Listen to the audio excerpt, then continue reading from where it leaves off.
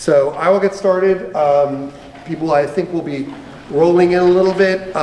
As you may or may not know, there's a forum for the Board of Ed elections, which is going to be taking place across the street at 7:30. So I think some some parents and stuff will be rolling in and rolling out, or maybe not. Okay, so I am Eric D'Amato. I am the counselor for the First Ward. I think everybody knows probably here what that means and where the First Ward is. You're right in the middle of it. It extends from the town border in the north, town borders, down to Watchung Avenue roughly, and then of course up along the railroad tracks. And then we unfortunately missed out on Anderson Park, but we're going to get it back in the future. I have been doing this since last year. I've been a resident since 2014. I am a native of the state of Plainfield in Union County, which I like to think of as the Montclair of Union County in the 60s and the 70s. Not so much anymore, which informs some of my attitudes, or like how I take things seriously. Another thing that informs who I am and the lens that I view to things, which can be a little goofball, is that before moving here, I spent 16 years living in Central Europe, mostly in Hungary, which was an interesting place. So that I make a lot of weird references to things that are global, and and I will look at things through that lens, and that explains why sometimes. I would also say that a lot of these events or emails that you get from the town will begin with a recognition of a holiday or something like that. And as many of you know, Monday was Diwali, the Festival of Light for South Asians. Tomorrow, October the 23rd, or October Huszon Harmadika, as the Hungarians would say, is one of the two important national holidays that they have that recognizes their rebellions against outsiders, against Russians in particular. I'm bringing this up because people should know that the cultures that we have, and actually New Jersey has an enormous contingent of Hungarians. Most of the Hungarians, you probably don't know who they are, but they came here, many of them, after the revolution of 1956, which is what that commemorates. It began on October the 23rd down the street from where I lived, and it lived for about 10 days until it was crushed with great ferocity by the Soviets on November the 4th. And then they waited 35 years for their freedom, which may or not last. But so that's an important thing to mark, and it is a lead-in to the thing that I want to start with. Well, actually, I'm going to first start by asking our newest council member, William Harrison, to stand up. I don't think he even needs that, because everybody should know who he is. I will ask him at a certain point to come up here and fact check me and otherwise to participate in these discussions, because he is the institutional knowledge that we all really, really need to have in the council. Now, I said it took 36 years to get something done about the Russians in Hungary. So the first thing that I want to talk about is traffic safety issues around here, and I'll lead off with the news that we have, that last night we passed on first reading an ordinance to put a four-way stop sign on the corner of Lorraine and Norwood Avenue.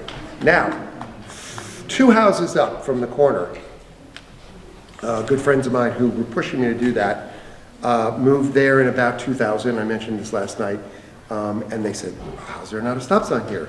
And they asked the person who was then living in the house on the corner, the Monsignor, and I forget which one, and he said, well, I've been trying for 20 years, and so it's actually been a 50-year struggle, and it did end, and it was a very interesting story, which I tried to tell last night.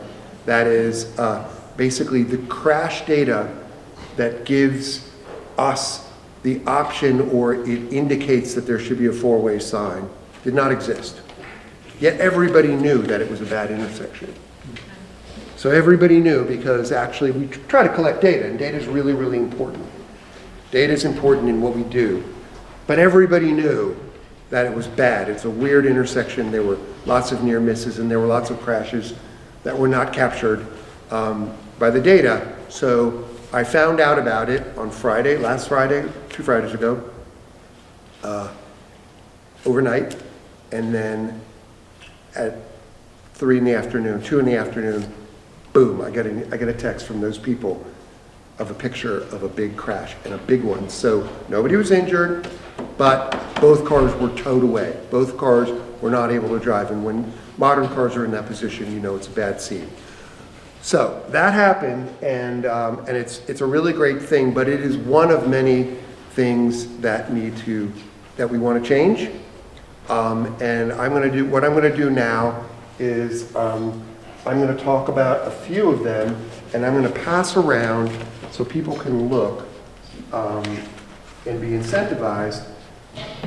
All right, I'll try to make this understandable. But we have now, and I think again most people here are probably pretty high info voters, but gets into the weeds. But it's important to know we have a new governing system, at least on paper, for street design and safety, which is a thing that everybody has been, at least the people who get involved, have been really pushing as a priority. We created an ordinance called the Complete Streets Ordinance. We had one before. This one really cuts into the deep code of our law and mandates a certain amount of things. And there's a new series there's a board that oversees a lot of decisions, and then there's a director. We'll get back to that. I have, over the last couple of months, created, I did on my own because there weren't processes, a sort of what I would do to make like an official request to this board. I'm bringing a request to the board, and it looks like this, and you can just pass it around. And what you will see is a bunch of requests of this board to consider serious interventions. And they range from that 4-way stop sign, which was then taken off the list. So it's the first thing that successfully moved off the list, to actually, I'll probably need, if I can grab this one, to some other ones. And I'll just read them very quickly because I want people to give feedback. This needs to be community driven, and I told the story about the stop sign and the bad data because as hard as the engineers work, as hard as everybody else works, they don't have all the data, and some of, we have to trust, some of the technocrats, but people should know it. So one is to have a 4-way stop sign at the intersection of Northview and Cooper, near where you live. And this is another interesting one where I would like people to just shout out here. So this is an intersection where the stop sign is going north-south and the traffic goes east-west, and you know what? I'm not even sure of that because it's so counterintuitive. And you don't have, I guess I don't want to do a, village council, raise your hand to decide everything, but that's one of them. So we're pushing for that. If people can if you agree that that's been a weird place, that's another one. That's one that people should do. So we want to have more interventions on Valley Road. Very, very dangerous. We're not really sure what that is, but that's a focused one. Highland Avenue. Does anybody live on Highland or off of it? Interesting, nobody. All right, I'm just going to talk about this very, very quickly, but because again, it just indicates what the smart people have to think about, which is that Highland Avenue apparently has had a big uptick in drama, in part because of changes that we made to other roads. So that's the key thing, is that every time you move something on the chessboard, you get a corresponding effect somewhere else. And now people are saying that they literally, like when they try to back out of their driveway on a road that you'd think would be a quiet place, they're having a hard time. And there are discussions about doing some radical changes up there, where they sort of put a chicane to do it, or even, more so to kind of cut it off. But just so you know, that's a very difficult one. There's another stop sign, I don't even have to look at this, that's on the corner of Glenwood Road up here and Norwood. So anyway, you can see there is a process, right? So we have a process and we've got some traction on one thing. Now, before I move on, does anybody want to actually talk about any particulars? I have some questions about traffic safety also. My name is Joe Lake. I live on Buckingham Road, but my wife and I go walking in the afternoons around Norwood and Park Street. I'm always seeing kids on dirt bikes running around, and I have photos of kids on go-karts going around. And I've got several questions. First of all, are dirt bikes street legal vehicles? I doubt that they are. They're unlicensed. There's no license plate on them. And kids are not wearing helmets. So right now, I'm going to ask somebody to stand up and stand with me, which is Amy Veach, who is a member of that, who's a great participant in this but not inside the government, who was on the Complete Streets Oversight Board, previously a key member of the Vision Zero Task Force that preceded it and did that, and it is doing a lot of work on this. So I will give a short answer, and then you can tell me if I'm wrong. There's a bit of a muddle about the law on these things in that there are e-bikes that have different classes that have to do with their top speed generally. And level 3, which is the fastest one, which I believe is anything up to 29 miles an hour, is regulated. Regulated sort of like a motorcycle where you need to have some permitting, and then kids need to wear a helmet.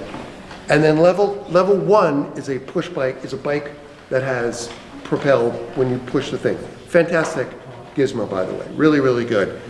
Those are not regulated in any way, I don't think. And then in the middle, I don't know. There are kids on dirt bikes, and I know some of them, and it is an amazing thing, and it's difficult for me to talk about because I am absolutely consumed by jealousy at this is what I wanted when I was 13, more than anything in the world, more than anything, more than Raquel Welch. And so I'll turn it over to Amy, but the short answer is it's regulation of it is in flux. There are state bills pending to further regulate it. I know that we're preempted from doing things, and it's been a priority, and it's unclear what to do. Amy. Okay. So e-bikes, I think that's probably what you're referring to. Gas-powered motorbikes. Oh, okay. 14-year-olds riding through the neighborhood. With gas-powered motorbikes, dirt bikes. I actually don't know I don't have any knowledge of that. But if we were talking about e-bikes, it looks like I need your password. But if we're talking about e-bikes, I can talk about e-bikes, but I don't know about dirt bikes. But I can look into it. Louder, please. Okay. Could you just clarify, they're dirt bikes that are not gas powered? It's regular, they're dirt bikes that are not gas powered. No, these are I gasoline know what I'm powered saying, dirt bikes. but you can have a dirt bike that is not gas powered. So you're talking about gas powered bikes. That's Yes. Whether they're, And go-karts. Yeah. So I don't have an answer there, but like Eric said, I could speak more to e-bikes, which I think have been more popular on the roads. They're a battery, and there are 3 classes. The first class and second class, they're like pedal assist batteries. And I think from an advocate point of view, the place where I feel like we need to think as a community is creating a safe place for these bicycles to be able to ride on our roads. Because really the biggest danger to a bicyclist or an e-biker or to a pedestrian are automobiles. And that's really where the greater risk is. But I don't know if that answers your question. So Well, I understand the issue about e-bikes. Yeah. I see them everywhere. But what I'm concerned about is young kids on gasoline-powered bikes. And my son had dirt bikes, so I know what a dirt bike is versus a motorcycle. But I think a gasoline-powered vehicle needs a license plate, doesn't it? I believe it does, That- but I These do not can't. have license plates. I don't think that that's strictly the case, and I think there's a lot of gray area here. So But I to ride believe on it's public road stuff. under a certain displacement, they may not. And So these bikes are like 75 cc's. I sort of narrow it, so I see it all the time as I'm running the corner there in Norwood. It's one of the locations And that shrub that's, I'm gonna talk about coming down, you can't see around there. I come around there constantly and I change out. Kids that come by, I don't care if the license plate on there or anything, I don't want kids to get killed, like one kid got killed on Park. Yep. Right, not long ago. These kids were great. I want to rain on their parade because they're having a ball. I don't want to rain on the parade. But they're driving very fast, 3 feet, 4 feet together. It's definitely gas powered. And how they're driving them is reckless to their own personal safety. So I don't care what they need for a license plate. If a cop is out there in the afternoon once in a while, telling you got to slow down, you got to do whatever, you might avoid a tragedy. They're flying through their very head. So I don't think the regulation. I agree. It's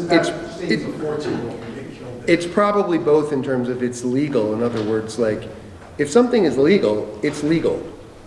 not and then- illegal to drive recklessly. It isn't, and I don't know what that is, but, so there are two things here. This is where civil society, sorry to be like philosophical, but like in the old days, you would go to the kid's house and you would say to the parents, what are you doing here? And like, this is where we lost. I would say one of those kids, I know one of those kids who's was my daughter's friend. She's like, this kid now. And I saw him on his mini bike without a helmet at night. And I chased him down. And I said, well, I won't say his name. And I said, go home and put a damn helmet on, or I'm going to tell your parents. And he was like, and he went home and did that. So, but the police do need to be involved here. This is about enforcement, and they have been told, and look, I have to be honest. I'm in this to be honest, right? That's why I get in trouble sometimes. That we don't really enforce a lot of our laws very well. We pass new laws very easily. We pass all kinds of laws, and then we don't enforce them. We don't enforce the ones on the books. So I personally, I have communicated this to the manager. We have a council manager form of government. I am not allowed by law to instruct anybody in the police and any employee what to do. I'm a lawmaker. But I can tell the manager what I want to have done, and I've told him, and we have talked to the police. I don't understand why it's not happening, but it's good to know that it's a priority. You're absolutely right. A kid has already been killed within a 5-minute walk from here, and it's going to happen again. And it's unacceptable, and they're also on the sidewalks. So, I mean, okay, there's not much more to say then. If I may, Yeah. there is a law about helmets, and is it possible to speak to the town manager about that regardless of the type of bicycle? Because I've seen kids riding around without a helmet on a regular bike, which as a mom doesn't throw me either. And that might just be another thread to share with the town manager if we're trying to get some more compliance on that issue. I think we just need to enforce all of these things and be like, actually look at the real threat. So yesterday morning, I drove my daughter to the high school, and I passed, I live on Norwood, and so I took a right in front of us, as I always do. And I saw a kid riding his bike, booking down Norwood, down Lorraine, carrying his helmet underneath it. And I'm not going to go chasing after all these kids, because then I'm going to be a weirdo. But it's really bad, and so absolutely. And I will make a note to myself when I watch the tape that what we should do is have an explainer also for the community of what is legal, what's not legal, like what we can do and what go ahead. If I could just add, Yeah. it is, the law states that anybody under 17 years of age is required to wear a helmet. After 17, I think it's up to the discretion of the rider, but obviously you always want to wear a helmet.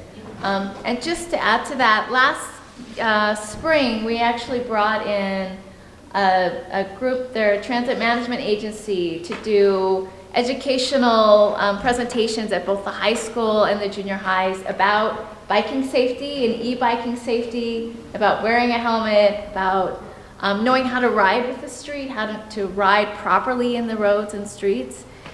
There's also really wonderful organizations that offer classes for teenagers and for adults.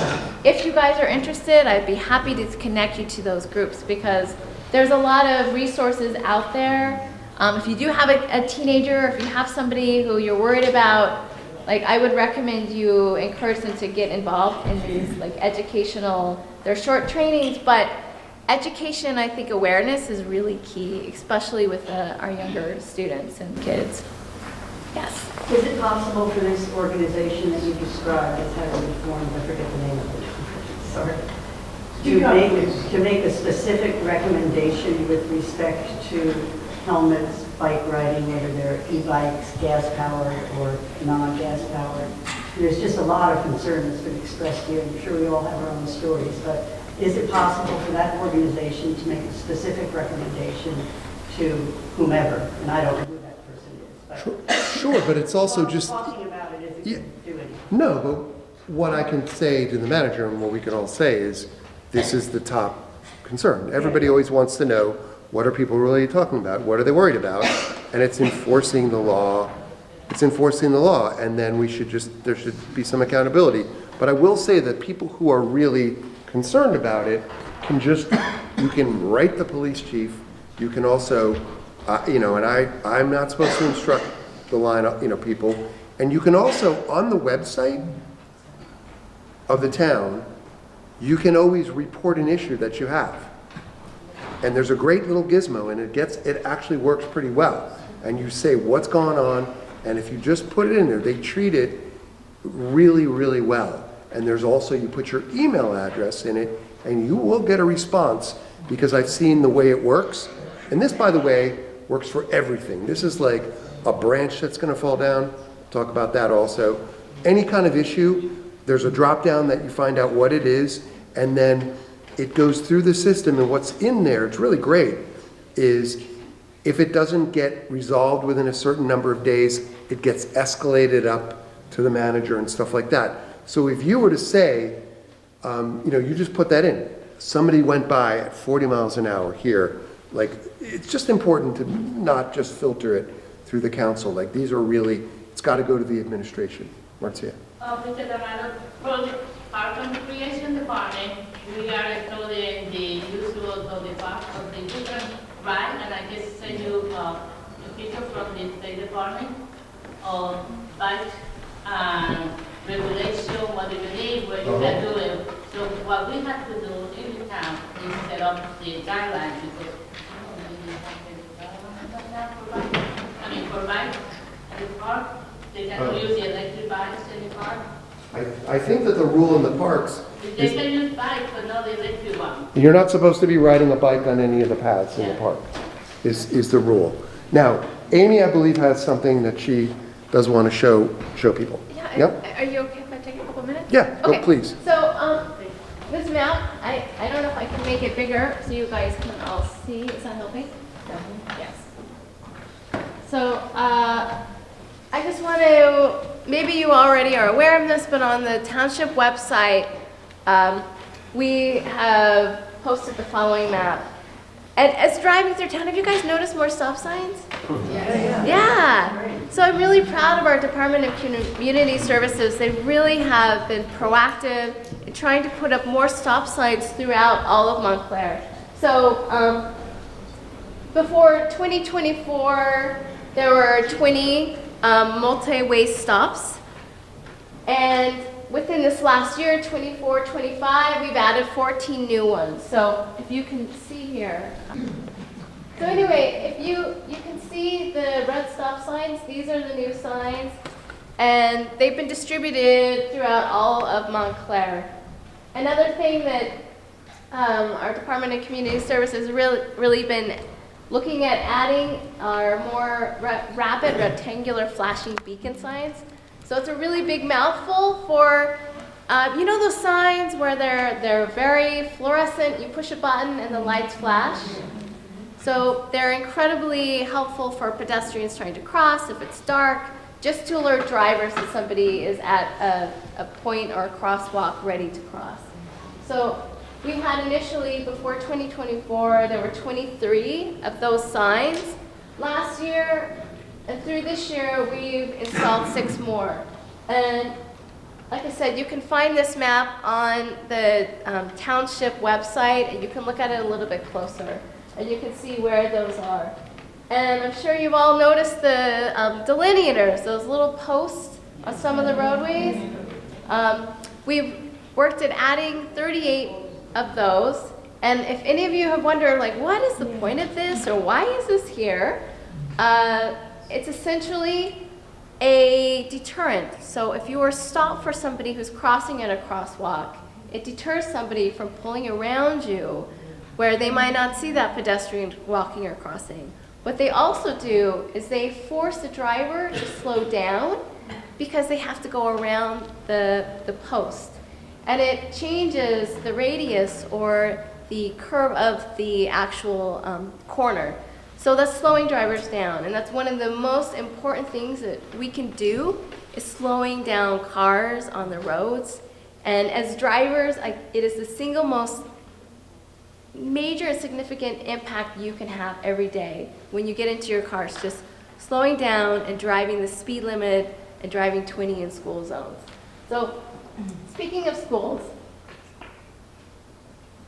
with the Vision Zero Task Force and the evolution of the Complete Streets Oversight Board, one of our big goals is making it safer for our kids to walk to school and our parents to walk to school, and to make those streets and those commutes back and forth a safer experience. So our kids are safe walking on their own to school, and we don't have to worry as parents if something's going to happen to them on the way. So we've broken this down into some 4 core goals as a township of things we're trying to do. One is reducing the speed limit in all of the school zones. We did this last year as a task force, creating 20-mile-per-hour school zones. And there's a map here you can see of the designated school zones and the new school zones that were created. Next up, one of our second goal is to redesign our school zones by adding clearer signage and road markings. So if you have been driving near Hillside, has anybody driven near Hillside lately? Or by Darien School, by Oxford, you'll see that one of the major significant changes has been the restriping on the roads. So you'll see that the shoulders and the stripe have narrowed the roads, which creates a kind of a subconscious effect for drivers. When the road narrows, we tend to slow down. It's this preservation of our car, and it is an unconscious reaction that we have as drivers. By creating these narrowing lanes, it's one of the immediate impacts that we can have. Like making it more visible that you're approaching a school zone is also a big impact. Creating a clear place for buses and cars to drop the kids off. We began this process of restriping in the school zones. We've started out with 4 schools, 1 in each ward, in each area, and we're building this out. Right now, we are collecting data and information and everything for both Montclair High School and for Buzz Aldrin. Those are our 2 schools that we're working on right now to be able to fully understand it so we can restripe and add more safety measures there. The third major goal is adding more temporary and permanent infrastructure changes. So these will not only calm traffic to slow cars down, they increase both the driver and pedestrian visual line of sight, and also we're working to reduce the crossing distances for pedestrians. So I'm sure most of you have passed over by Lorraine and Bellevue, and you've seen how we painted out the curb outs. Last year we did that as part of a pilot project. The concept being, again, you're changing the curve of the corner so cars have to slow down, and we build out more of a buffer zone for pedestrians. So we really want to develop this and build this out through other school zones and across Montclair overall. Yes? Just one question. I'm looking at the bottom picture of those markers that Yes. you said are to prevent Cars from coming around. Why Yeah. can't you just go, and this has happened to me, why can't you just pass the car in front of you on the left? I mean, they're parallel to the sidewalk, so does that make any sense? It does. If they go on the left, that's even a bigger hazard, and they're Well, going right, but that's double. what's happened to me several times. They've passed on the left, gone around on the left. And if the markers are right by the sidewalk, that doesn't really help. Well, I know it's not perfect, but No, I know, every but- little thing helps. Yeah. Every little thing creates some type of a deterrent. And I'm just going to scroll down here. One of our other big goals is number 4, engaging with school communities to identify additional areas of concern. Last fall, we circulated a survey through the district and to each of the individual schools to collect data from parents and families to really identify those places that are kind of trouble areas that maybe aren't, as Eric said, they don't fit the data for a stop sign or they don't fit the data for some type of measure, but we all know, passing through those areas every day, that they're really scary. And that was the data we were collecting in the qualitative data from parents. And this fall, what we've also started doing is putting together walking and bike audits to take all that data we collected from the surveys, but to actually go and walk certain routes that our kids are walking or that we're walking every day, whether we're going to the downtown center, whether we're going to our neighbor's house or to the park. So we can really identify, is the sidewalk broken up? Is it scary crossing on this intersection? Are cars speeding on this stretch of the road? Are these places where we need to look at it closer and create more of a traffic calming approach? We had our audit for Buzz Aldrin on the October 14th, and a big shout out to Eric over here. He came and he was one of our parents who really helped us to identify specific issues on the bike routes. And upcoming, we have a new audit coming on the 28th of October. So if anybody's interested in joining us, this is open for all. It's really a community effort to figure out where are the places that we need to look at, where are the issues, where are the concerns. What? I'll go. All right, great. So you can register, and I hope to see you all there. And one last thing, and then I will end this. A video? A video, yes.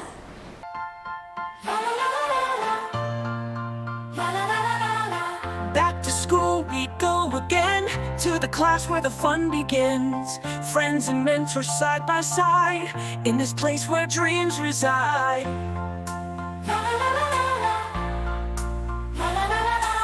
Lockers clatter, halls alive, sharing laughs we all high-five. Pencils ready, books in hand, learning school, come join the band. Back to school, we're feeling fine, with each lesson hearts align. Laughter echoes through the halls, memories on these walls. Morning bell rings loud and clear, teachers guiding futures near. Classroom buzzes with... All right, so we'll end it there. Thank you, everybody. Thanks. We're going to have one more related thing, but first, just to ground this is a big priority, and you can see that a lot of effort and a lot, and money, honestly, that we're trying to put into this.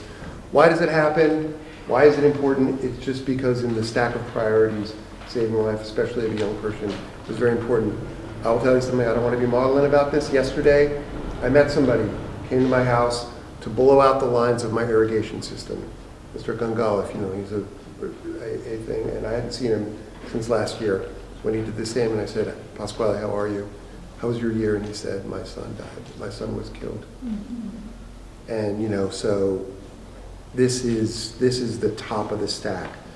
Public safety is the top, the center of the core of what government needs to do if it can do it effectively. So before we move on to the next thing, there's another person who's going to give a very quick hunt for something. This is Eric Larson. Sorry, Pearson, which is what I would have actually been called. My mother name is Pearson. There we go. We're all sweet. Two Eric Pearsons. So he's going to talk very briefly about a proposal to do a kind of radical street change on Grove Street, one of our most dangerous, this central artery, which isn't really ours, but it's ours. So thank you, Eric. So my name is also Eric. I'm a dad here in town, and As Eric mentioned, there's a group of us volunteers who are interested in finding ways to make Grove Street safer. It's already flagged as a priority corridor for Essex County. It's actually number 8 on the list of the most dangerous corridors on their list of Essex County roads, based on real data as well as environments, that exist for the users. Our group is called the Grove Street Greenway, and we are not jumping to any single solution that we think is right, because we want to gather all the information that we need to make this improvement better for all users. A lot of places that have implemented traffic calming, like Amy just talked about, or bike lanes, they actually end up seeing safety improve for the drivers themselves, and they may see reductions in traffic, so it can be a win-win for everyone. What we are doing is trying to hear from the community and hear what questions people have, as well as who supports it, so that we can go back to our centers of influence and people in power and show them that there's a community will to change Grove Street. So we have engagement from folks in town as well as folks at the county level. I'm going to leave this flyer back there. There's a QR code. If you take a picture on your phone, that'll take you to the Grove Street Greenway website. You can also go to grovestreetgreenway.com. It's all spelled out. If you have concerns or ask us, want to give us feedback, there's a feedback form. There's also a petition. You can add your name, and you'll actually go on a map. We have a map of everyone who signed the petition all up and down this corridor. And we think working together, we can actually make this a really much safer street for all users, walkers, bikers, and drivers. I also think, I drive up and down. I live on Dodd Street, just into Second Ward. And the amount of non-vehicular, until you invade, the amount of non-vehicular traffic is really increasing. There's the e-bikes, there's a lot of delivery drivers, there's people driving to work on their e-bikes, and giving those folks a safe place to ride will also get them out of the way of the vehicular traffic to make everyone's traveling safer. So as I said, I'm gonna leave this back where you can scan it on your way out. Ask me if you have any questions, and thanks, Eric, for giving me a chance to say So just if that, what it actually is would be putting Grove Street on like a traffic diet, narrowing it down, and having a dedicated bike lane. So sometimes it's hard to know when to do that and have a protected bike lane, and this strikes me as a good place. It is a county road, so it is not really our decision on what to do, and it'll be a long process. But I think it's a good effort, and I'm wishing them well.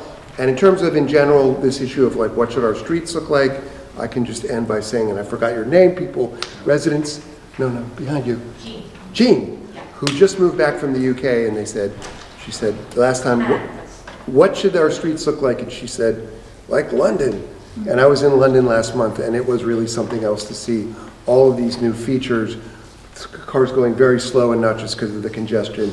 Bioswales, beautiful plantings, so that's that. Thank you. Thank you very much. Okay, we're going to move on. So before I move on from this topic, Jean, did you want to say something? Can I just ask something of Amy?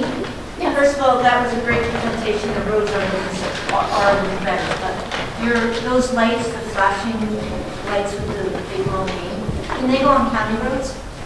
It can. Any improvement on a county road is a much more comprehensive process. But yes, if you want to talk I'm to me. thinking about if you go up College Avenue with people who are crossing to get to college. That's a crazy intersection. Kids from Bradford walk up there. Students tend to not notice that people are in this crosswalk. It's a pretty dangerous intersection. So. Normality? Yeah, that's county, right? Yeah, the county road, it's hard to do, but if it gets done, it's free, which for us, except for our county taxes, and we'll get back to that in a second. Linda?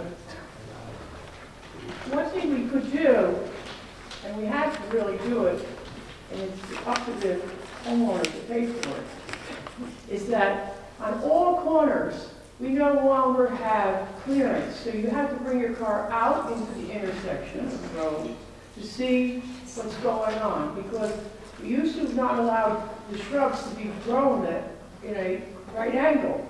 Now they're being grown in a right angle and nobody's taking care of them. So that there's many places I go, even right Cooper and Park, when I come to my church, man on the corner, I'm always going to go in and say, hey, could you do me a favor and trim the bushes there? Because you have to bring your car out in the street to see what's going on with the traffic. That's speeding, of course, you know. So that is definitely something that we should be doing. And the way to do it is, I guess you got to get volunteer groups to go around town and say, identify the places that have that issue. It's a law. All It corners. doesn't matter what laws are, it goes right back to the fact that we don't adhere to our laws, and we don't. It's a 4-foot law at corners that all That hedges have. doesn't happen, so at least we get the homeowners to realize to cut the corner. That is the safety issue that will be easy to do versus all this other stuff that's very expensive. Yeah, we can send a citizen patrol and then also tell them to get their kids off the street with the bikes. Yeah, no, but it's a very good, it's a very important thing. Also, just in general, daylighting of streets so that we have some space, you know, between when the first cars are parked and enforcing that. Hi, that was a great presentation. Love everything you're doing. I actually didn't even know that those things that you're putting like near La Cordere, I was like, oh, are they doing any painting and they have to keep those temporarily? So my first question is, how are you conveying the message to the community? Where is it being promoted so that the community knows? Because if you don't come here, where are you seeing it? Maybe the kids in the school know. That's one, and that goes to this woman's question as well, and to your comment about the law, about the shrubs, because that happened on my street, Capron Lane and Heller, and the neighbor there in the corner always lets his shrub grow. And you can't, it's really dangerous, because people are walking their dogs to Tourist Park, and so it's like, well, how do we get this person, who they actually have a lot of money, I'll just leave it at that, like, I don't even know if they're aware of the law. Do you know what I'm saying? So I think there's a lot of, people aren't even aware that this is a law, and they're just not aware of their surroundings, so it's not happening. So how do we? We have violations. What? We have violations, code enforcement. We have code enforcement, but this is a perfect example of something where you would go to the website and it says report an issue. Now you are dropping a dime on a neighbor, but you know, it doesn't, you can do it anonymously. And I don't know what the etiquette is around that, but They get a it's, warning first. they'll probably get a warning first, They get but, a warning to do it first. that's right, They're asked to do it within a certain amount of time. Right. It's either 10 days or 30 days. And that's usually sufficient. Now, related to this is about sidewalks. So the sidewalks which are obstructed and sidewalks which are dangerous. Now, I don't want to go, we've talked about, if anybody wants to go into this devilish topic, we can. I should mention this. You know, the sidewalks are the public right of way, but they're maintained by property owners. All right? And this also includes the hedges and stuff like that. And I try to walk like everybody else. So you can also just drop a dime on anybody for a sidewalk. That's bad.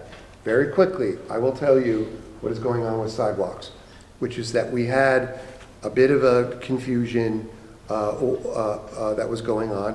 We have probably our greatest local gadfly, Mr. Rubacki, is standing right in front of me, and he's gauging what I'm about to say with I can tell. I want to go back to the... I can see the wheels turning in your head, Frank.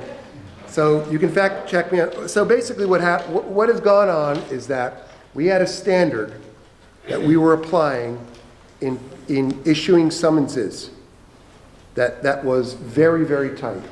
That was excessively tight. It was 1/4 of an inch. Really tough. One reading of one layer of regulations led to that being the standard locally. Our code enforcement officials, like our Universal Construction Code people, are semi-autonomous body within the government for reasons that go way back. But basically, our manager, just like I can't tell somebody in the town office what to do, he can't walk in there and easily tell them what to do. So the manager had to come up with some changes that were very reasoned to the thing. One is, instead of it being 1/4 of an inch, which was a very difficult standard, they found another standard. And this put a lot of people out, by the way, and people are very upset. They had to fix sidewalks that, if you looked at them, did not seem bad. The new standard is 1 inch, which I think is borderline as being too much. Be it what it may, you know that it's 1 inch. You should not feel bad about reporting a sidewalk that's bad. There are many that you will see that are 2 inches. People get hurt. Councilor Birmingham's father, somebody on the council told me the other day that their relative took a total face plant on one of our sidewalks. This is happening all the time. So yes, feel free to do it. You're not being a bad neighbor by doing it if it's egregious, and there's one other enforcement thing I just want to bring up before we do this, which is we passed a couple of meetings ago an ordinance to enable a deal with a company that sells something called safety sticks. I don't know if anybody's heard of this. It's a little gizmo. It's a stick. It's a stainless steel rod about this thick that goes in the ground, and it has a camera in it. And it will be placed initially at places where you absolutely shouldn't park or even stand. So crosswalks being the most obvious one. I don't know when these will start appearing, but they will start appearing. They're in other towns. And the way it works is, it's like this thing. The way it works is you sit there, it clocks that you're there. And it's actually going to be in a place where it can see your license plate. It will give you 30 seconds, 45 seconds, whatever it is, a minute, 2 minutes, and it's going to take a picture, and it's going to be sent to the company, and then the company's going to send it to the police department or the traffic bureau or parking enforcement, and then you will get a ticket in the mail from this. So just know this. It is starting. I argued very strenuously but unsuccessfully that we should begin with carrot and stick, which is to say that we should have it in places where we want to give people the opportunity to do like 5-minute or 15-minute parking, because that makes it possible. You can't chalk a car in 15 minutes, but you can actually then have this gizmo, and the gizmo knows it's 15 minutes. But for now, you may see these things and just know that you could get a ticket. Now, unfortunately, and this will be the final word in the traffic safety stuff, something I would love to see changed at the state level. If you know anybody who works at the state level, and I see the Deputy Mayor Shin Anderson back there who knows a lot of these people. Hi, why don't you come up here? We are one of the only states in the country that has a rule that prohibits police departments from doing enforcement of traffic by camera. So you could go 110 miles an hour down the road. We can't take a picture of it and send you a thing. And we, in fact, go beyond that by exporting our problem, because we now are telling other states, if you have it, you're not allowed to send our residents a ticket. And you can go too far with this kind of stuff, but it is a little goofy. So you will start to see that. Now, I'm going to move to a different, unless anybody's got anything else on, Frank. I don't want to do besides the fact that I want clarification. What? Spacing, or is it inch height? Inch height. So, I don't want to get into it. Going back to grocery, just tying 3 things together. One, you got about an ordinance that said basically from the north side of Northeast School to Cooper and Grove Street, it's going to be 20 miles an hour at the school. Thought it was crazy, but you guys passed. I haven't seen a single time. So on Grove? On Grove, the county stopped that. I don't want to speak ill of our illustrious county executive Joe D, because I value my life, but no, they don't get it together. That's what they find out, because spending $1 million a mile or $2 million a mile for bike lanes, when we're not even reducing the speed to 20 miles an hour, seems good. And then, Yep. And then the second thing is, if you do that to Grove Street, like you did it to Upper Mountain, and down to, besides the 4-way stops, they're putting speed bumps now. So it's going to be more traffic to Highland, more traffic to Valley.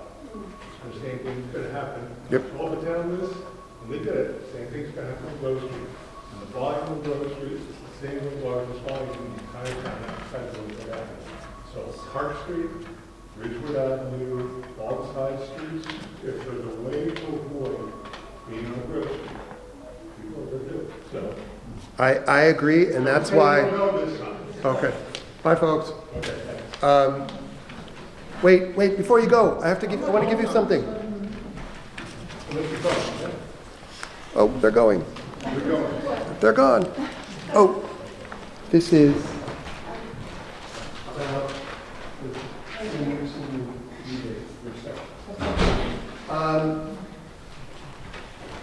One last one on sidewalks. So the other thing that's left is 1 inch, and then there are 2 other relaxations that were made that are important if you get a citation. One is that you can now grind a concrete sidewalk, right? So that's legal. It wasn't acceptable before. It is, and if you have a bluestone sidewalk, you're allowed to sort of refloat them and move them, and you don't have to replace it. So either way, if you get a citation, and it's very obvious you have to repair it, please repair it. And if you think it's a borderline case, fight it. And write me an email. I can't do too much, but we want to make this a common sense thing. We want it to be commonsensical. And it wasn't, and now we're in a good direction. Okay, so now I'm going to move on to some better news that starts also, like everything, messy, and hopefully is going to be the feel-good story of the night, which is that, as you know, for the last 50 some odd years, Montclair's had an enclosed ice rink, Clary Anderson Arena. We kind of hit the wall with it last year, hard. There was a pig in a poke kind of sold, well, I don't want to get into the history of it, but basically this is an old decaying facility in which maintenance was deferred for decades. The can was kicked until the can couldn't be kicked anymore. And with budgets tightening and people's priority stack changing, the council a majority on the council felt that this was not necessarily a priority for us to be funding beyond a certain point.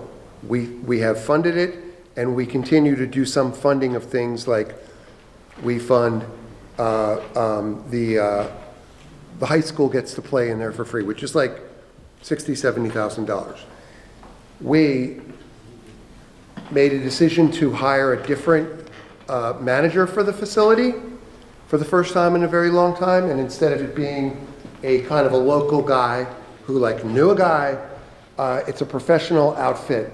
We created a utility which segregates it from the rest of the finances of the town, and then we capitalized that utility, and then most importantly, a group of very dedicated residents and boosters have come together to try to make it right and make it whole and do the thing that government ended up not being able to do. So one of them, stand up, Monica Krupieski? Krupieski. Krupieski, yeah. Yes. Is leading that effort. Now, she took it on herself, and with a bunch of other people, they raised initially $400,000. This is a lot of money.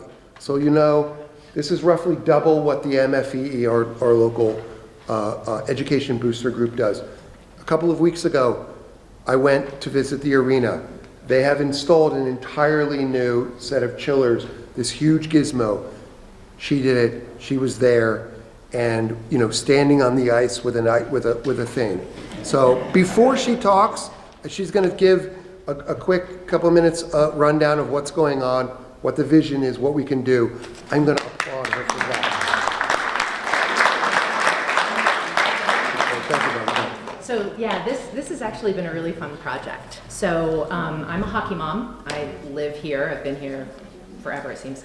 My son is a player for MKA, and as we all know, Clary Anderson is the home ice for both MKA and MHS. So it really meant a lot to me to keep this rink open.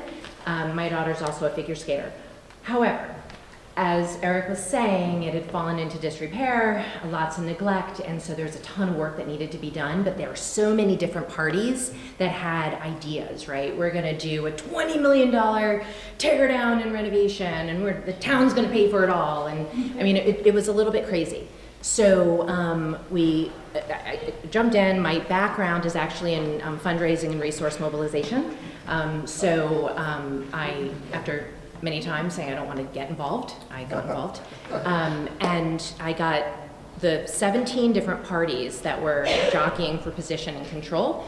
We got them under one voice. So we speak through me, we work through me, we fundraise through me, and through an organization called the Clary Anderson Arena Association. They're a 501c3, so we are collecting money as gifts to a not-for-profit that we gift back then to the town, to Clary Anderson, to be able to help it run. So when we got in there, we originally were supposed to raise $350. We raised over $400 in 6 days, by the way. 6 days we raised that money, and we're still raising the money. It's still coming in. We needed all new mechanicals for the system to make ice. If any of you have been in there, you'd see the building is sort of like, looks like it's falling down. It really isn't. It's just all the paint coming down, and it just looks kind of gross and icky. In order to get the ice open for the hockey season this year, which 400 families were relying on, we decided to put all of the pretty things away and only focus on the mechanicals. So we were going to make ice and do it as efficiently and as green as possible. So the system we brought in is very energy efficient. It doesn't use any of that really scary refrigerant that the old system had. We had that taken out. The old system is now completely decommissioned. And so now we are set for the next part of our phase 2, right? We got some great electrical in there. We rented a big panels. So everything is safe now, which is great. And then the town has put money aside for us, and we do have a plan. But what we're thinking about doing is looking, now that we're a utility authority, we can actually do things in a way that's really efficient money-wise. So between private funding and the money that the town has put aside for us, we're looking at the projects in a way that we want to spend the money wisely, right? And so we want to do it measured, right? We need a new roof, we need the painting done, we need a permanent chiller. The chiller we brought in is only temporary. We rented it, and that's the only way we could do it quickly, because it takes about a year to order one of those big systems. So what we're doing now is creating the plan on how do we move forward. I'm going to be looking for and working with folks in the town to write grants for sustainability grants for a green roof, for energy efficient lighting, for a better chiller in a year, so we can have the town rely and depend and work with the state granting opportunities to help cut the price down in half. So now we're all working together, everyone has their marching orders, and I'd love if all of you could come on the 28th of November. We're doing a grand opening. So it's open now. My son, my 16-year-old, was the first one on the ice Monday morning. He said he gave up his mother for months, so he got first choice, got the first glide. So it is open now for all the teams. There is open skate again. Finally, we have community skating in Montclair. So Fridays, Saturdays, and after school. So that's really great. And then the grand opening on the 28th of the Friday after Thanksgiving. So please, please, please join us.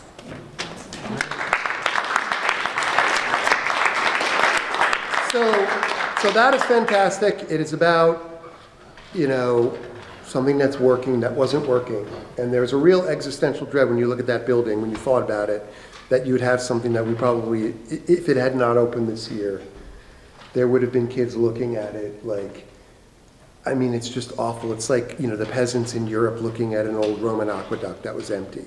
What happened here? Why couldn't we keep it going? So I felt really like we have to do whatever we can.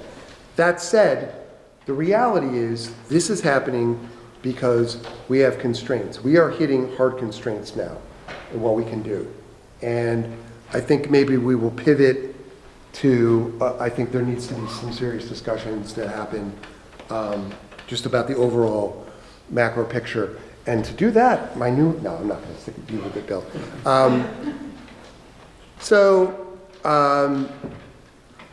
Montclair is a high tax place, probably one of the highest taxed communities of its kind in the world. not the. And it is not clear to me that there's a lot of slack left, put it that way. Like the frog has been boiled, more or less. It doesn't want to jump out of the pot, wants to stay, but does not want to be boiled anymore. And a lot of our costs are going up. In the township, on the township side of the ledger, that just means a lot of escalating, mostly personnel costs. We got a report from our insurance broker that was passed to us last night or this week, which just showed numbers that were amazing. So basically we pay about $10 million, $12 million in healthcare benefit costs, premiums to our insurer, which was the state insurance company until last night. We passed a resolution, exited. And in all the categories, the so-called loss ratio was like more than 30% or 10%, which means that like even with these huge premiums that we're paying, the insurer was losing money on us. The one that popped out to me was that in a subset of our retirees that we still cover, the early retirees, the prescription drug, I can't read it because I'm old. Actually, that's funny. We paid $80,000 in premiums, and we had claims of almost $1 million. Ozempic, I think, is probably what one thing is, which I should also take. But the point is this, is that we have that one line alone is we are exiting the state healthcare system to go into Aetna. But it's not really going to help us next year. It's going to help us in the out years. The state healthcare system for municipalities, the trustees, the actuaries, like literally are talking about it being in a death spiral. That's how bad things are. So we're going to take a 40% hit on that next year, which is $4 million. Our tax levy is just over $60 million. That alone is probably the cap of what we can raise taxes is eaten up in that one expense alone. Not to mention that most of our payroll has reoccurring raises that are above the tax levy. So everybody now needs to know this is where we're at. So like, and not every part of government is going to be helped by somebody like Monica, because there's only one Monica. We have another problem with this, which is the schools. I'm going to tread a little carefully here. Turn this off. The schools, if people don't know, got a new superintendent and a new business administrator in July 1st. First week of July, they announced that there were many bills that were there in the head office that were not in the systems, that were not accounted for. They were not budgeted. And they were 8 figures, making it sound better, $10 million plus of bills that were never actually budgeted for. This is an enormous, enormous failure and a scandalous one that I think is actually a bigger scandal than most people are saying, because it's not just a breakdown of accounting controls. That's not what happened. It's not a fraud of people stealing money, largely, I don't think. If there is, it's on the margins. If it was a fraud, and I've worked in the area of corporate fraud, figuring it out, not doing it, mostly, that would be good news, because then there would be a clear villain, and there may be money that's recoverable. There's no money that's recoverable, I don't think, except again on the margins. Instead, what happened was that a system was unable to prioritize its priorities. It was not able to say no, and the rule of law broke down in the most crucial and the most frightening way. And I say frightening, and I mean it, because I'm a child of the 70s where basically you walked around thinking, who's actually running the government? Is it the CIA? Like, the people you vote for, that's what they taught me at my hippie high school. Always remember the people you vote for don't run the government. Then I grew up and I was like, that's not true, they actually are. And then you find out sometimes they're not. So bottom line is, the elected Board of Education was not running the show, in my opinion. The permanent, the administration of of the district, the permanent government was doing things, just said, we're going to keep doing it. And the implications of that, again, are pretty scary, because it means that you have an elected body whose primary power, its most important power, is the power of the purse. That's how you have democratic control, is that the people who are elected are the ones who can say spend money on this. Breaking down in Washington, and then apparently broke down here for different reasons and in a way that isn't sometimes quite as creepy. But it's even if you leave aside that governance problem of like what happened and like why is it that our elected representatives are cut out of the process of governing, you're left with a $10 million, a $20 million over 2 years hole. And as you probably know, there's going to be a dual referendum in early December, on December 9th, which asks the voters two things. I'll give it a quick explanation unless everybody just says, I know how it's working. Basically, there are two questions. One is whether or not we have a one-time assessment on property in order to bridge that previous gap. So that would work out to be a little over $1,000 for the median house of $600,000 valuation. You'd get a one-time assessment of $600,000. The second question is whether or not we would raise the tax levy also retrospectively for this budget year, since it runs on the school calendar year, for $7 million, something like that. That would permanently raise the tax levy. So that would mean that it would be like every year it's supposed to be able to go up about 2%. There are things that accept it, but then this would like permanently give it a step up, so they have a higher level, so that in future years they could do that. The first option, if you vote yes, they're made whole. If people vote yes on both, they're made whole.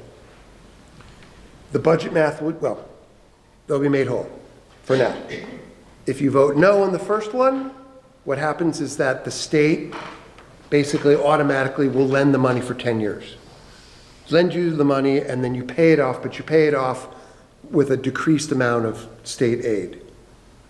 So every year, if we borrow $12 million every year, we'd get $1.2 million less. It's a loan. It's a zero interest loan, which is actually money, and it comes with a state monitor. The powers of which I cannot say I know exactly, and people are sort of debating them, but basically that state monitor has the ability to veto decisions and to do some other things. They can't make regulations. I don't think they can say everybody needs to raise taxes, but they will have some, we will lose local control to a certain degree. It's not a full state takeover, which happens in places that are more troubled, like Newark had it. Most of the big cities, the big, more struggling cities, have had a full loss of state control. That's not what it is. It's a state monitor. And as I was saying, that even if the answer is yes on both counts, the budget math, and even if were they to do some serious, trying to squeeze some efficiencies out of the system, there's a relentless budget math because of things like healthcare and pensions and other costs. Electricity costs are going up. All these things mean that the overall tax bill is rising. So so it is, we are two separate bodies, but it is one tax bill, and no one really, even I don't really look at the tax bill and go, this side, and that, I look at the county number. That's the one that I focus on. But seriously, it is one tax bill. So I believe that going forward, it will be absolutely necessary and the moral thing that we need to try to do whatever we can to hold the line on taxes. And it is not like being an anti-tax crusader in previous, iterations of America or something. It is because in Montclair, holding the line on taxes has a very different meaning than it does in the country as a whole. Holding the line on taxes preserves diversity in this town, certainly economic diversity. People are leaving every day because of their tax bill, and they will be replaced by people with more money. So it is a very, very tricky situation. I don't, on some levels, know why I'm telling you all this. You probably know a lot of this. Just to know that you're a representative, this is what I wake up in the morning thinking about. So with that said, I want to move to spending money, things that we do need to spend money on, and things that we're going to want public input on, which is that, I don't want to get too much into the weeds here, but we are going to be moving our municipal buildings, or changing what they are. Not because we really, not because we necessarily want to, but because we kind of have to. The police building, which is a former municipal building for the whole town on the corner of Valley Road and Bloomfield Avenue, is soon reaching the end of its useful life in its current incarnation, with the current inside of the building and so forth. 205 Claremont Avenue, our township hall, is a 50-year-old building that was a former pharmaceutical building of some sort. It's in better shape and we can patch it, but it is also an aged thing. And so what we are doing is we are looking actively at consolidating and trying to move buildings. The reason I'm telling you this is because you should know it's happening. It will involve large amounts of money, but potentially not a net increase in taxes, because we also own property that we can then repurpose and sell or do things with. And either way, we're going to need to do it. So we're going to either do it now or we're going to do it later. And we're working on doing it now, but what we want to do literally in the next month, is we want to get everybody, especially people who have lived here for a while and have their eyes open and are creative, to think about what's the best way to do that. And what I mean by that is, if you could build a town hall and a police station, which I will tell you is about 25,000 feet each, so about 10 times the size of my house, up the street, where would you put it? What should it look like? What would be a good thing to have in there? What's not important? And it's things like, if you put them together, and we're going to have some materials that the public will see. If you put them together, you save some money because we have to have a municipal court. Municipal court is about 5,000 square feet. It's about the size of this room to have all the stuff. And if we put them together, it can share space with the council chamber.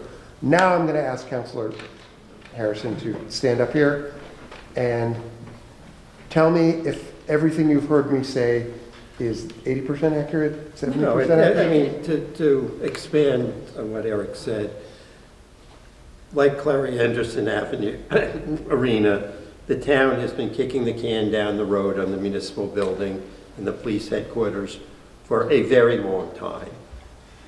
And there's a need to do something. There's a need to do something now, because it just gets more expensive as time goes on, plus all the put the finger in the dike fixes that have to be done in the interim, because the roof leaks.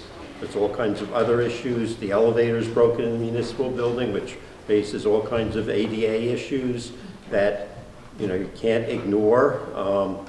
So there are multiple options, and what we're really seeking is your input. We're going to prepare a little thing saying, here's some things we're looking at. We're looking, or if you have other ideas as to what can be done, both using existing buildings, including some that are not currently owned by the township but may be available.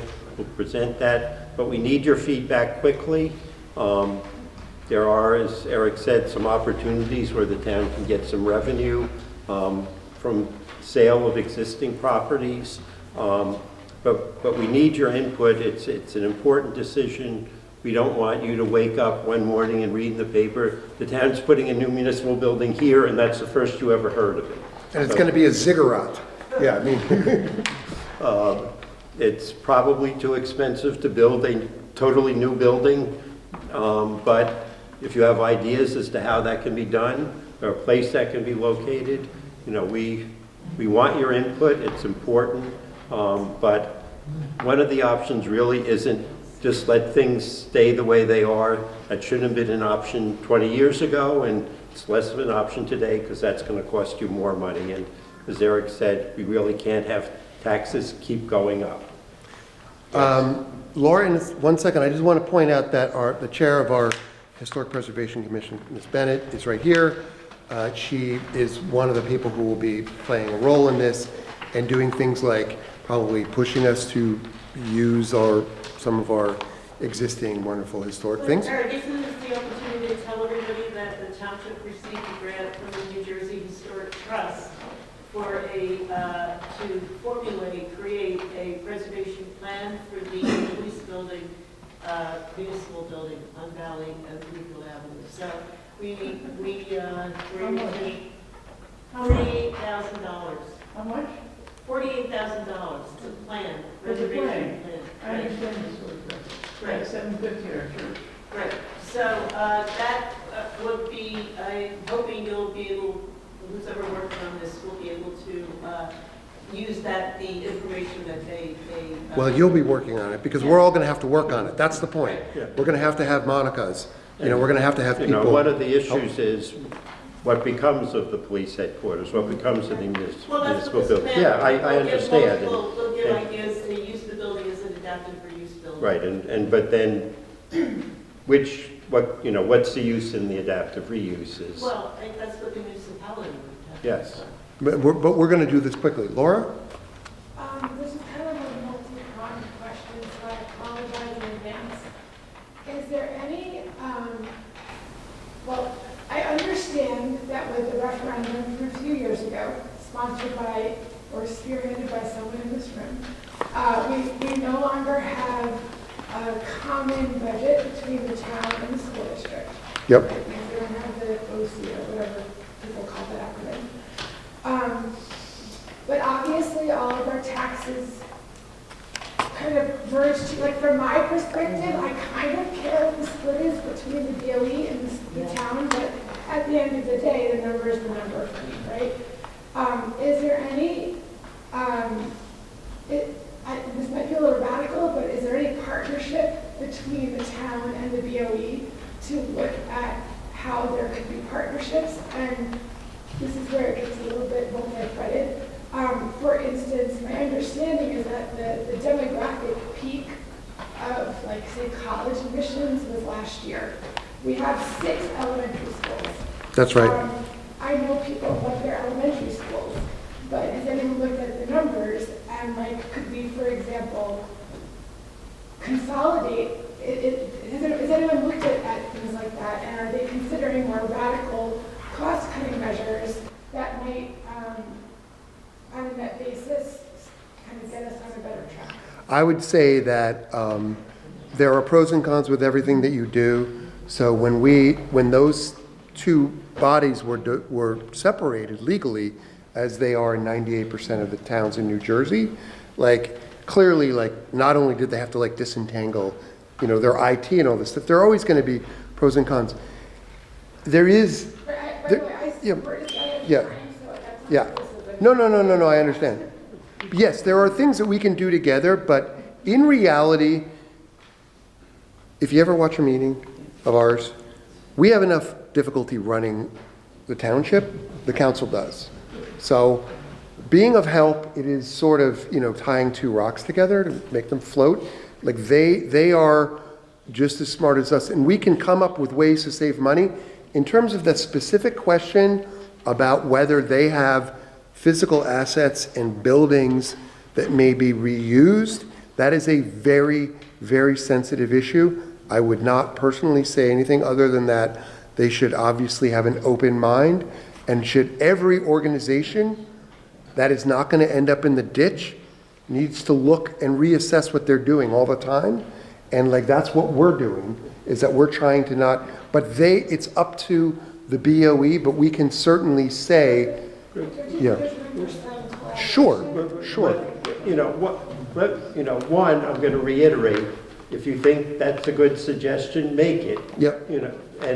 Like give us a basis to talk to the Board of Education. We can't dictate to them, but, one of the things is if you know, if they, because of their budget problems, are looking at closing a school, then that becomes an opportunity for us in terms of a municipal building. So, you know, make those suggestions.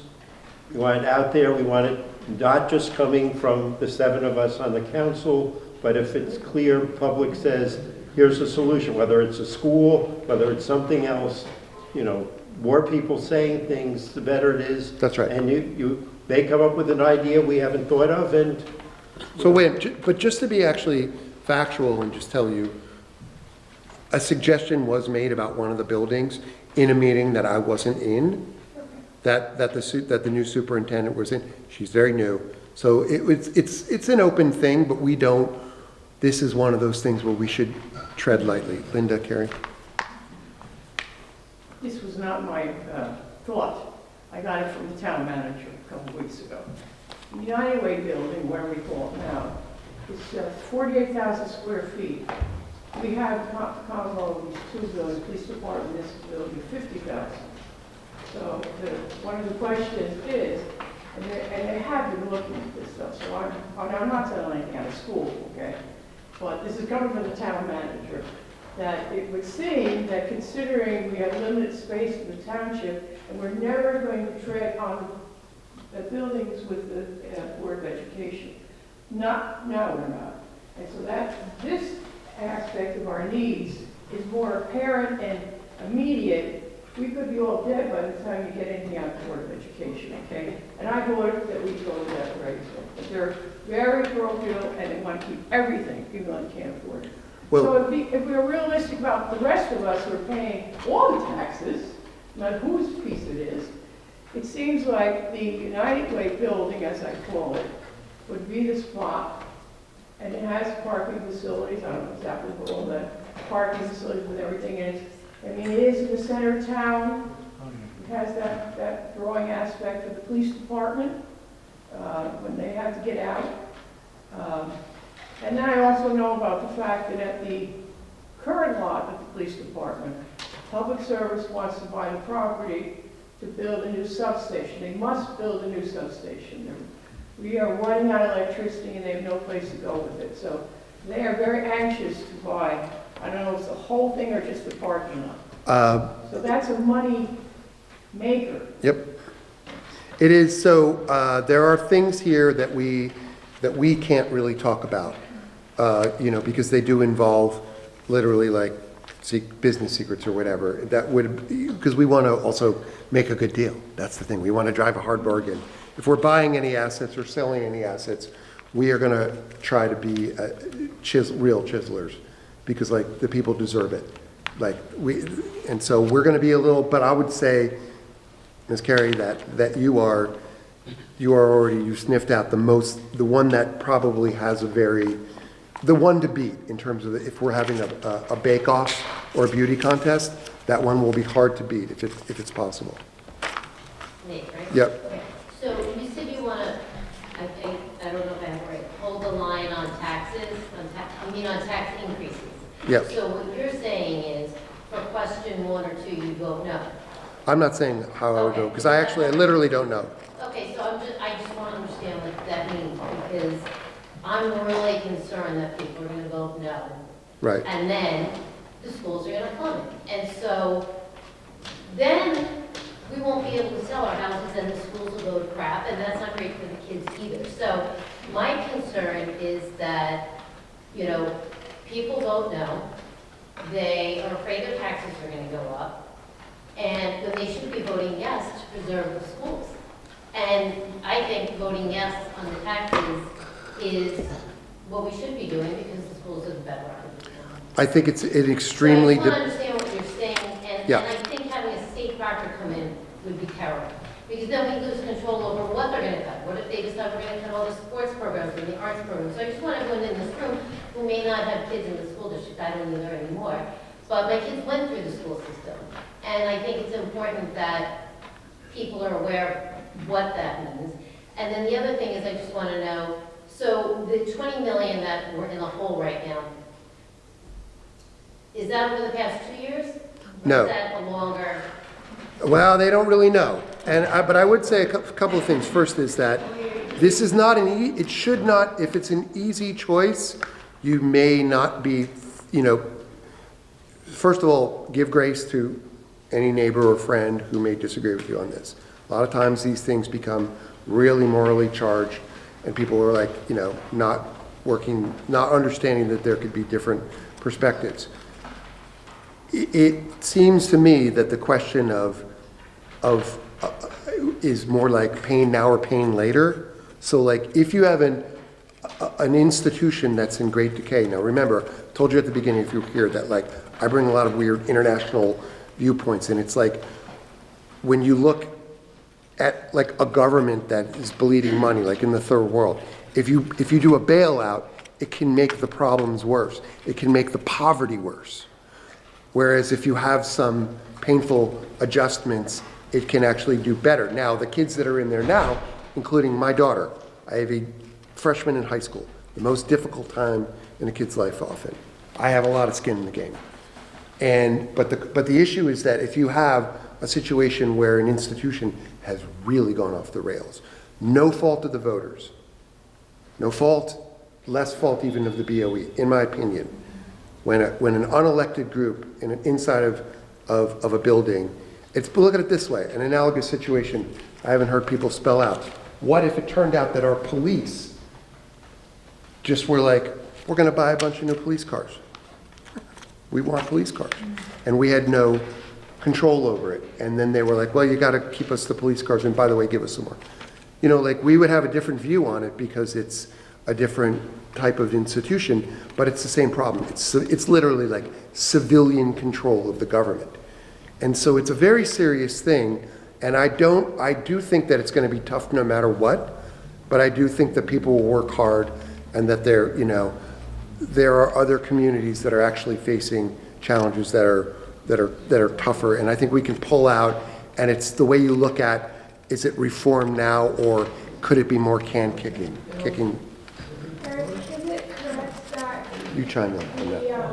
the one time, the first question is money that we would have to somehow pay for eventually because it's through a loan, right? And then the second question is money that we essentially haven't spent yet, but are currently planning to spend. Is that the right? No. No, yeah. Okay, so first question is whether you're paying, I'll say 12 million. And the choice there is, are you getting a loan from the state or we as taxpayers paying it? And I don't want to discuss the issues there. The other one is dealing with a current deficit and saying that going forward, that is going to be the baseline of the budget.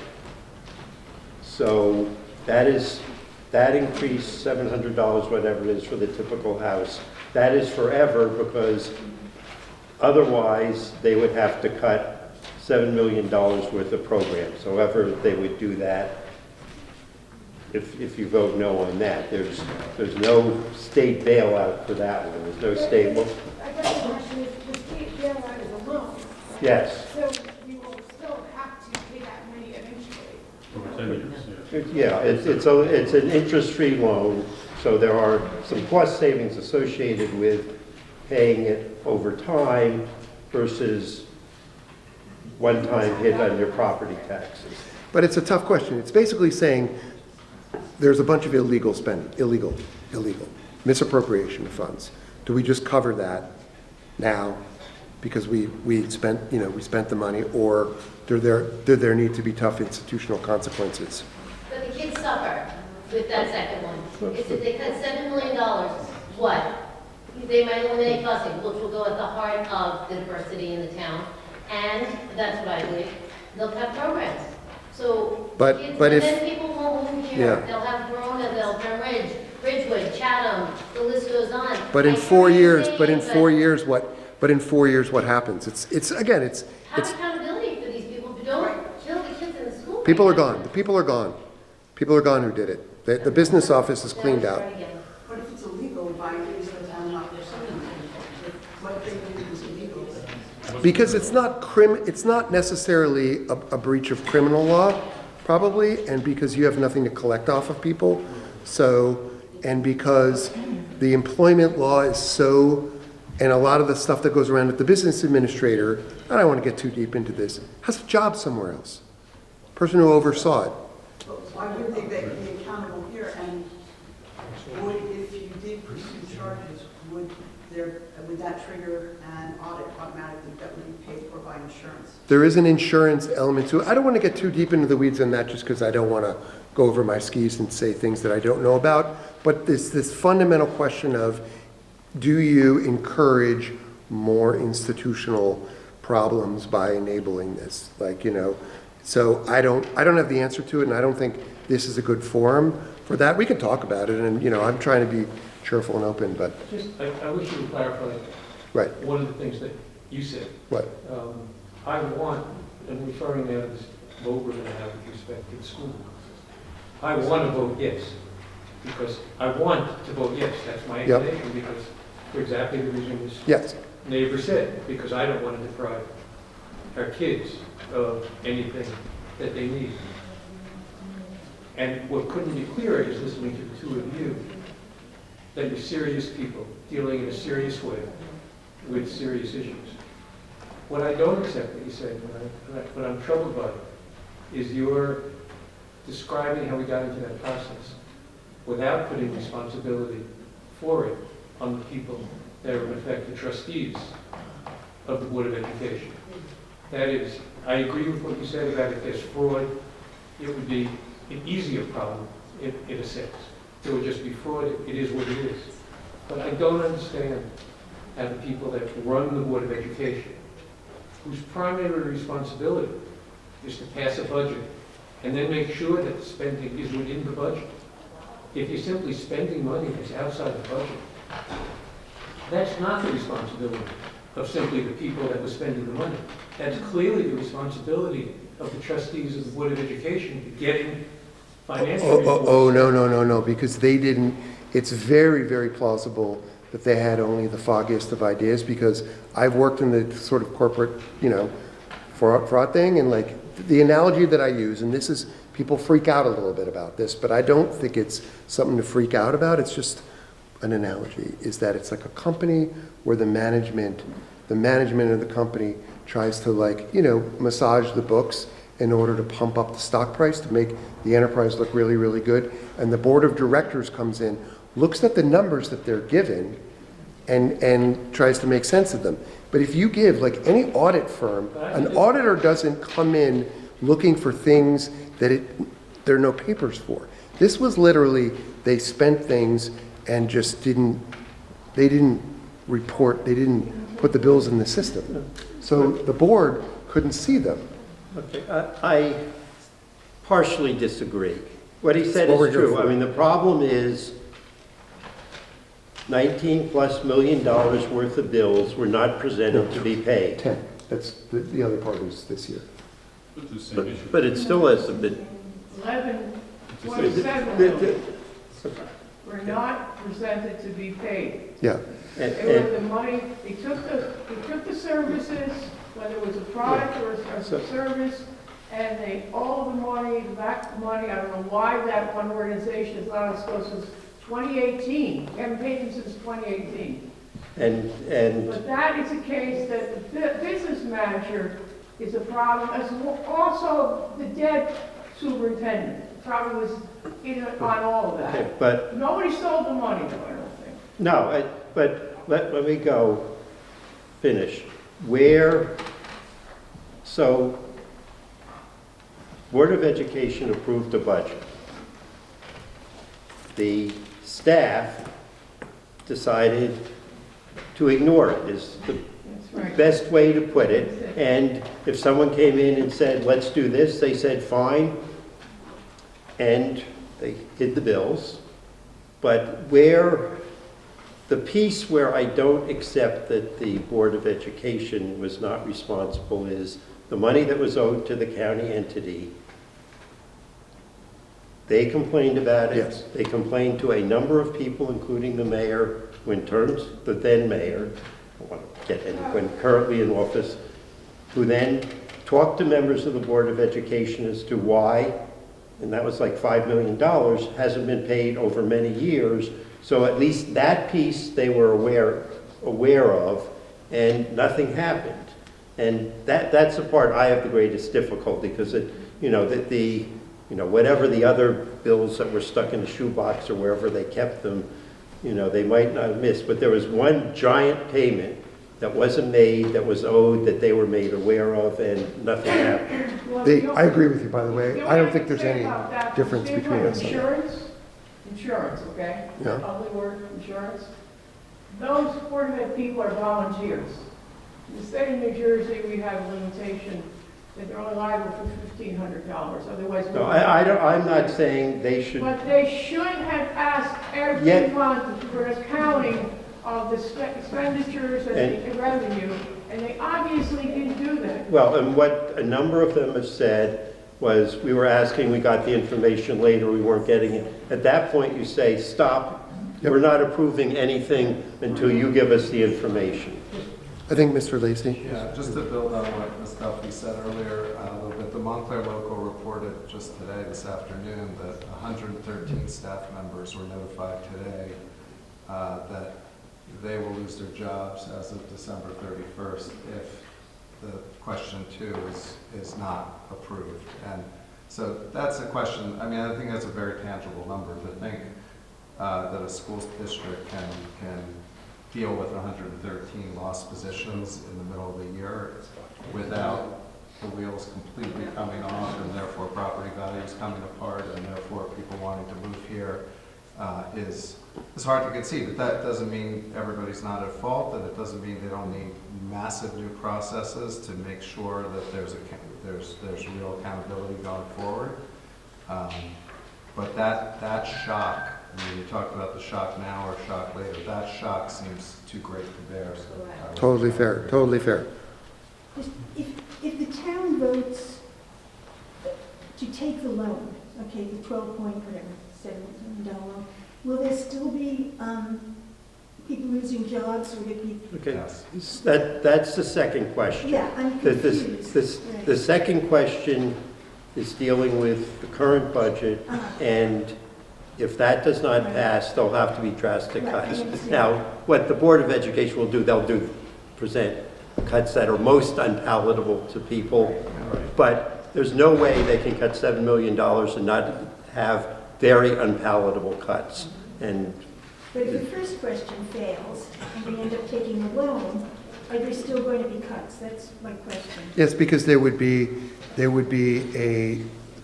I think if both questions are yes, there would probably still be cuts because the budget math is hard. In the past, there was always the situation in the spring when people would be getting terminated and then some hired back.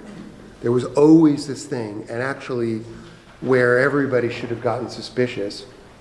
And again, we're going too deep into the weeds of an institution that we do not have, we're not privy to, insider information. But there was a year when there were no cuts, when there was no drama.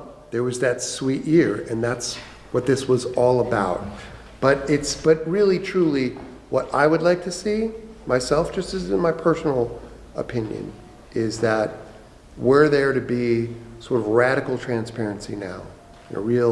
This is really what happened. This is what we really think happens. And if somebody sues us for saying it, that's the price. And then we would get to have discovery, to really be radical about it. And then to actually then, before the question go, you know what? Every institution can do more with what it has. And to do that in the wake of this, then for me, it would be a no-brainer. It'd be like a no-brainer. And it would be a no-brainer for a lot of other people, I think. And that's why I say I'm not going to tell anybody honestly where I'm voting, because I don't know. And if I saw that, it would just be like, boom, boom. So good.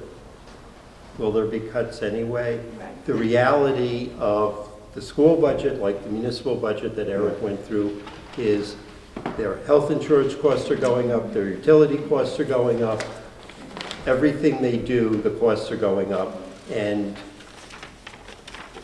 their ability to ask us for even more taxes above what happens if the 2 referendum passes is limited, so that's going to lead to some cuts. I mean, I just think that's So the there'll still be, reality. if we take the loan. But in a much not as bad. smaller amount, but that's just due to normal budgeting realities as to, That's almost why we have to vote yes, because the reality is costs are rising, and we have to cover them. And there's no room. Can you, as the council decided how you were going to elicit responses concerning the buildings, is it going to be a survey? Yes. How will that be? There's, So people will know? I mean, we have a pretty good idea, which is that there's a now 2-member, but I think soon to be 3-member Facilities and Infrastructure Committee. I am almost certain that Councilor Harrison will be joining me. He knows more about this than anybody. We will be the destination. I mean, you can send ideas. There'll be a sheet that will go up by the end of the week, literally by Friday or Monday. On the website? We will probably circulate it because we want to have a split between the town administration and the council on what is a really iterative, deliberative thing. Once the township does it, there are actually some weird legal issues that come into play because the administration will be negotiating with potential buyers and all this kind of stuff. Thanks. And so, but what we get to do is have a great community, no holds barred kind of a thing. And you can, yeah. Will it be in an open forum? Will that be? It's going to, no. Yes, at the end, what we want to do, what we've talked about is basically any ideas, literally, or any napkin drawings of what things should look like, you can send it to either me, email it first. It's the first thing. Bill, or to Amina, the 3 members of the committee, or anybody in the council. Then what we're going to do is ask people for more flesh out the idea, and then we're going to put them together on a page, and we're going to cost them out very roughly. So, and there are not a million variations here. Linda gave one. It's a very straightforward one. There are other ones, but they're like 3 or 4 or 5. Literally, I had somebody say, we can put it where Clary Anderson is, right? What are the pros and cons of that? We own the land. What are the cons? and this kind of thing. We're going to do that, and then we will have a public meeting. But honestly, the public meeting, to begin the thing, what we want to do is we want people to do some work and not just talk about it, but to actually, and people already have, and they're good things. So, and we will put them online. John, good to see you. I think it would be helpful if you got more vivid about what the problem is. We will. Beyond just saying something is old. Yep. Right? And when you say that the township building is 50 years old, and that's beyond the pale, I look in the mirror and I think, I feel okay. So I think, because otherwise, some people will read this as feathering the nest on government in a really bad moment. The worst. And that is the hazard. So for this process to be productive, I think it's really important for us to put in the effort to describe the contours of the challenge first. And the other thing it strikes me is we would need to have a map of all land in the township that's owned by the township. It's not, it is about, no, it's more blue sky than that. It is, you'll be able to, you should be like, tear this down, buy it, tear it down, and do whatever you want. This is the point, is to have a blue sky exercise, is to have people outside the box. It just feels, Too vague? outrageous to be talking about this in the context of these bone deep cuts to fundamental services. So it would have to be way more justified. Cheap and cheerful. Well, again, he said it, that we have to move the police building. Like, PSE&G is going to buy the back parking lot. It's not going to be. Unless we don't sell it to them. What? Unless we don't sell it to them. We have to. No, they need it. And actually, one of her last great Carmelisms, my dear departed colleague, not that I don't love having you, said to a guy in the public from PSE&G in the public meeting, she said, just to be clear, this is gonna get built here, isn't it, no matter what we do? And he was like, yeah, pretty much. Is that Like, because it's got proximity to some other utility? to the existing substation that's there. Except for the gas station is also being just decommissioned. And we have thought that having a substation on the on the high street of Montclair was not great. But in any case, the building, we'll write this out, John, and you'll get it. I'll send it to you first before anybody, and it will be within days. Frank, I cannot wait to see what you submit. It's going to be amazing. What I would like you and Mr. Harrison to do, along with your colleagues on the council, is to help us in this difficult decision on the two questions of the school by having our tax assessor, or tax department, put together a pro forma for 2026 of our total tax exposure that we expect now. So take in the $20 million tax exposure that the school is. Take in the 3% that the school, or 5% that the school is going to put on top of that in the same year, the increase, because it's not going to be 2% because of health and all the other things. So it's probably going to be closer to 5, 6, 7. Put in the $60 million of new bond money that the school just did in July, which is going to add another $250, $300 to the tax bill. Put in our best estimate of what we think the town is going to be right now. Say, okay, we're going to dip into surplus, we're going to do this. We're kind of thinking we're looking at somewhere around 2.5% to 4%. That's our best guess at this point. Talk to the county and say, guys, you're a small part. You're only, what, 16% or whatever it is. But where are you guys heading? Where's your head at? Are you looking at 2? Are you looking at 1? Are you looking at 4?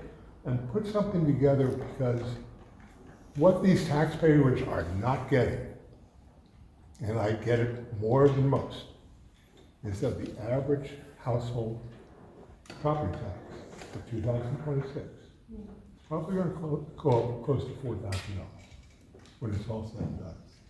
If all these things come true about health, pension, all these things come true, it's going to be $4,000 on a $640,000 assessed home. And if you have $1 million assessment, $900,000 assessment, you're looking at probably $6,000, $7,000 tax increase. And so people are still going to vote what they morally need to do or financially need to do. But your role as our elected municipal representatives is to provide that package that we used to have when the schools were controlled by the Board of School Lessons. But you can still, even though we're divided, you have the capability. Matter of fact, you're the only one that has the capability, because no one trusts the schools to do this. What we need to say, look guys, this is what reality is going to look like for 2026. This is when it's going to hit your wall. It's not going to hit it all at the same time. Yeah. Some of it's going to hit the second half, some of it's going to, some of it's the first half, more of it's going to hit the second half, whatever the numbers are. But tell people before that December 9th meeting that this is what you're doing. This is reality. No, I agree. We have to do that. And matters, and we're wrapping up. We got to wrap because it's 8 o'clock, almost 8 o'clock, and we have staff here. So what Frank says is absolutely, what he is asking for is absolutely imperative. We have to do out-year budgeting and know what's coming down the pike. And fundamentally, the thing that the township can do for the schools is just be a better, more efficient use of tax dollars. And there is this phrase, I use it, it's called municipal overburden. It means that in a community that the township side of it is consuming more taxes than it might otherwise. Glen Ridge, our neighbor, the schools, it's about 65% versus our 57%. Just as an indication. Part of that is because we give them what I believe is a very nice rate on fire services. So we have to do better. That's the best thing that we can do. People ask me what we can do. We can't it's nonsensical for us to raise taxes just to give to them because it's the same, more or less the same pool of ratables. We can do something in the future with non-tax revenue, AKA the pilots. I am for that, but you're still borrowing from Peter to pay Paul, or whatever. Now, there are other things that we are going to spend money on besides our own municipal buildings that will I think, but it is actually, you can think, and I'll hate me for ending on an up note. On some levels, all this bad news is coming at a good time. If we can learn from it, because we are going to be spending money on facilities that wasn't, where there was deferred maintenance and the can was kicked for many decades. And if we had done it earlier, and the schools got started on it earlier, the referendum was passed in 2022 to borrow $187 million. And like, they clearly, like amazingly, it seems like that program was not FUBAR, as they say in the military. It wasn't, it seems to be intact. The money is there and it's intact. Some things are over budget. I think some HVAC over here is over budget, but it's not a disaster. But we have learned, and now we get to be, when we're going to do this building, this is why I want to do it now, because I have him, because I have other people who are serious. And so in this council, we are going to try to do this. Rodwa, now's the time for Rodwa to come up. You have to just come up. Charlie, can you walk up here, please? No, you're not. So, Rodwa Ali, who is our library director. Now, as people may know, this is Charlie Griffith, member of the zoning board. We have another member of the And zoning board. another member of the zoning board. Who missed me clearly and decided to come and see me. Unbelievable. The library, as you may or may not know, is waiting, like, we're waiting like this. Bated breath. For an announcement of an extraordinarily generous state financing facility to renovate wholly the main branch and to renovate and expand to do the crucial work of having an ADA accessible library up here, and one that allows for multi-use, a real multi-use room. An unprecedentedly generous match of basically 3 from the state for one of ours. But that one of ours is still real. We have skin in the game. I want to do it. We don't know if it's going to happen. Charlie, I invited here under false pretenses that he was going to critique an early version of what may be built here, because we want to really drill down and do the right thing and not waste any money and do it right the first time. And I think it's a good time to do some of this work now. And just like, so we've been scared straight, as they used to say in the TV show, and we're really not going to waste money. We're not going to throw it away. And I suppose that's it. So just ending, there's a lot of sour news. Marcia Almeida, who was here, just texted me one word, sad. And she went home, and she's a very wise woman.